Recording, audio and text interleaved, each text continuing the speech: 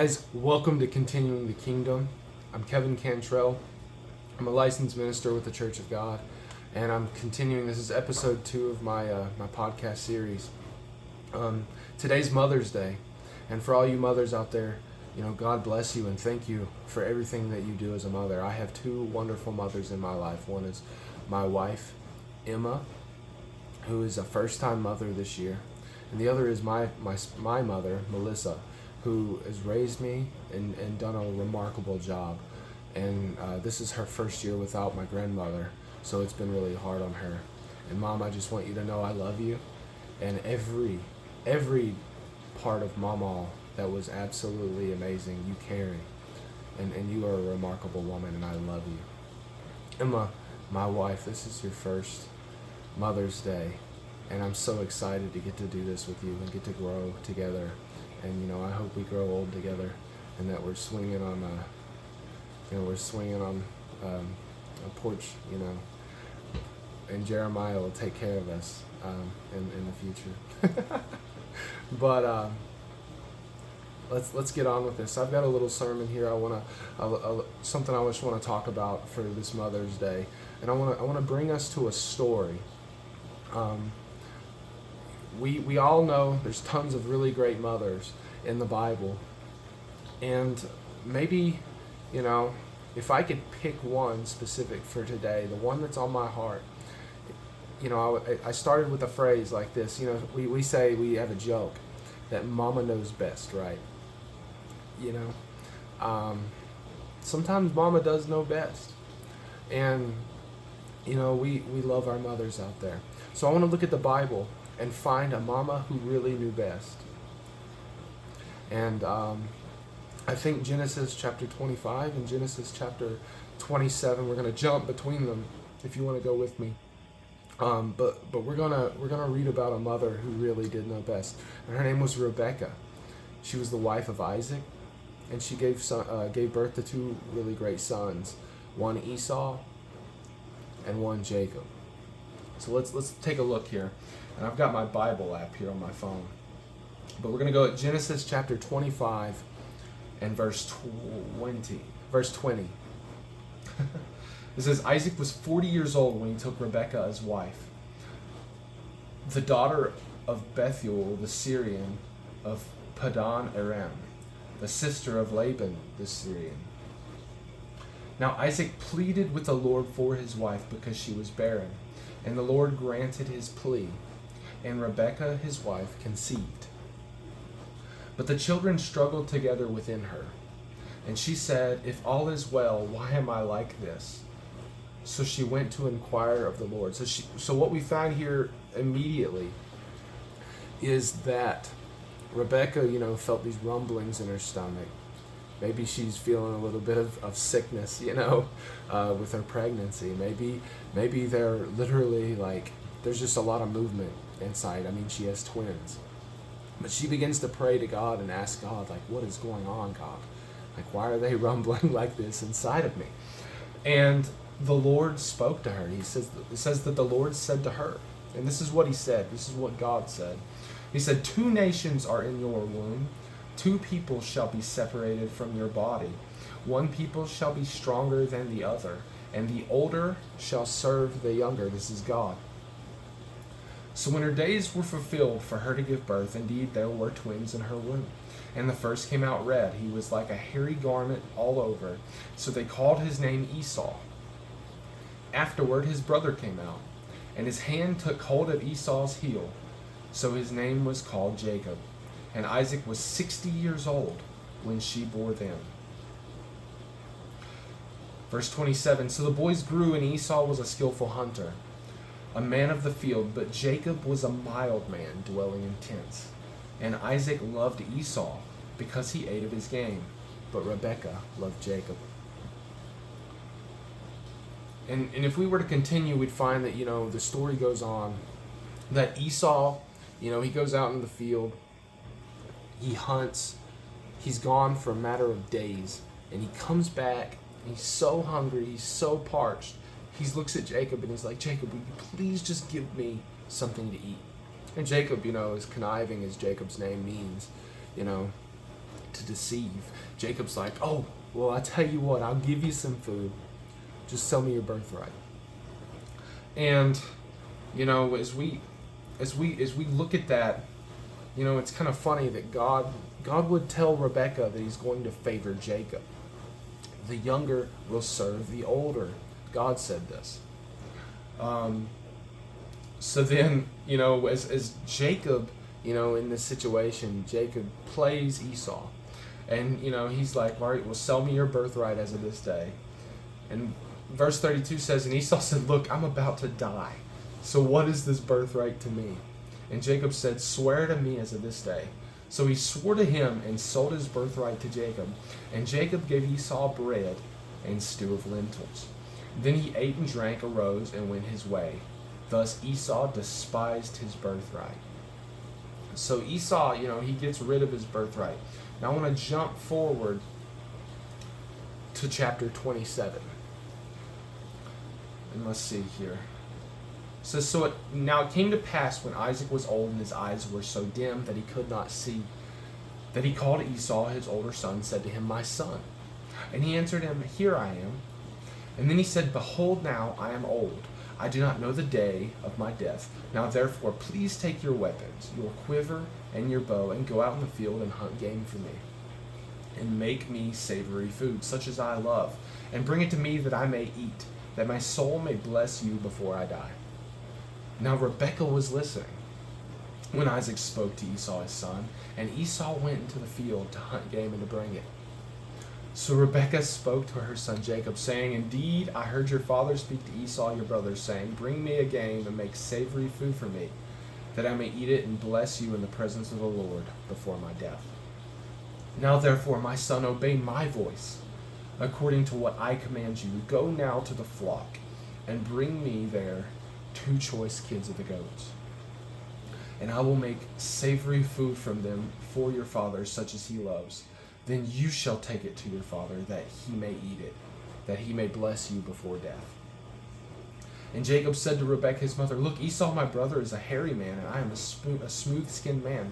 Perhaps my father will feel me, and I shall seem to be a deceiver to him, and I shall bring a curse on myself and not a blessing. But his mother said to him, let your curse be on me, my son. Only obey my voice, and go get them for me. And he went and got them, and brought them to his mother. And his mother made savory food, such as his father loved. And then Rebekah took the choice clothes of her elder son Esau, which were with her in the house, and put them on Jacob her younger son. And she put skins of the kids of the goats on his hands, and on the smooth part of his neck. Then she gave the savory food and the bread which she prepared into the hand of her son Jacob. And if we know anything about this story, we'll know that Jacob goes forward and he gets into the room. He goes and he deceives his dad. He literally goes in, he gives him the food. Isaac touches, the hairy parts, which are actually the skins of the goats, and gives Jacob the blessing, thus stealing it from Esau. And we look at this and we're like, man, what was Rebekah doing? Like, she just broke every rule. Because Jewish tradition, Jewish history, they passed down the birthright, which was like everything in their customs. That's the blessing. That's God's blessing on their lives. That's, the birthright. That's all of their, you are now my lineage. You are my next of kin, my heir. And Isaac's supposed to give that to his oldest son, who's Esau. But Rebekah remembers the words of God. And you have to understand this. Rebekah was willing to take punishment for this. She was willing to bear the curse if this thing goes wrong. So this is why she says in verse 13, it says, but his mother said to him, and this is Rebekah, let your curse be on me, my son. Only obey my voice and go and get them for me. That's... It's important to realize Rebekah knew what was at stake. But which is at stake? Do you let what God said go forward, or do you follow tradition? Sometimes you have to break tradition. Sometimes traditions aren't in our best interest. sometimes we have to follow God. And Rebecca knew best. She knew what God wanted. She knew what God had promised her back in chapter 25 when she felt the rumblings in her stomach and she prayed to God. And God said the younger will rule over the older. And that, as Rebecca knew what this was, this is why she loved Jacob. She knew what Jacob was meant to be. In latter years, we would find out through the rest of the word that Jacob becomes Israel. And, he wrestles with God to become Israel. He wrestles with Jesus Christ himself, who appeared before him and put a mark in his hip that literally displaced his hip. And because Jacob, wrestled with God, he winds up growing and he winds up going forward and reconciling with Esau. But you see, because Rebecca knew what needed to be done, because Rebecca knew what God had said, she knew best. And sometimes in our lives, sometimes that praying mama, the one who is seeking God and listening and speaking on behalf of her family, because maybe daddy's not cutting it, daddy's not serving God like he should. And that's sad. It's a lot of American tradition nowadays, and you find that mama's in church, mama's loving God, and dad's out there working and he's not worried about God. And that wasn't this situation, but in this situation specifically, mama still knew best. Mama knew, and tradition was going to get in the way. So she had to bring a plan to action. It wasn't fully Jacob. Rebecca took the blame for this, and she did it, and she was right. And sometimes we have to listen to what God has in our lives and what God says, because whatever God says is completely true, and it's going to come to pass. And Rebecca knew what God had planted in her heart, what God had spoken, and that thing had to come to pass. And Rebecca was willing to take the punishment for that. And it's important to notice that, that is a mother's love. That sometimes, a mother has to step into danger for their child, or for the betterment of everything. And Rebecca stepped into that. She was willing to take the punishment. She knew that she could be killed for something like this. She knew that if they get caught, Isaac could have her head. But she stepped in anyway because she knew what God said. And how many of us today are willing to do that? How many of us today are willing to step in the way and put our lives at risk to get out there in a world where, we're willing to make ourselves uncomfortable, completely exposing ourselves in order to push forward what God needs done? And that's exactly what this mother did. And to all you mothers out there, I just want you to know that I love you, and that I pray that God bless you, and I hope that you can be the same type of mother that Rebecca is here, that would hear the voice of God, that would love him with everything that you are, and give to your children, and to love them, and to serve them, and to lead them as a mother, and help them to grow and to become who they should be in God. Because that's exactly what Rebecca did. She raised up Jacob, and she trained him, and she taught him, and she prepared him for what God was going to do in his life.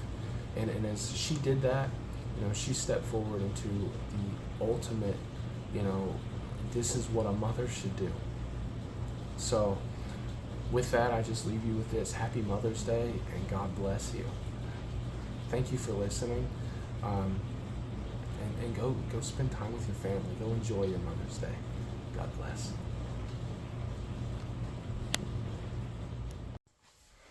Hey guys, thank you for joining with us and watching our video. If you want to get more connected with our ministry and with what we're doing, feel free to like, to comment, to share, and to subscribe here at the bottom of the screen. What that does is that helps you get connected to us and get the next load of content that we're pushing out, as well as updates on where we're at in our ministry and what we're doing in our local community. On the top left of the screen right here, I got the question, how can we pray for you today? If you want to drop that in the comment section, or you can reach out to our Facebook at Kevin Cantrell Ministries, then we would love to agree with the Lord on your behalf and pray with you.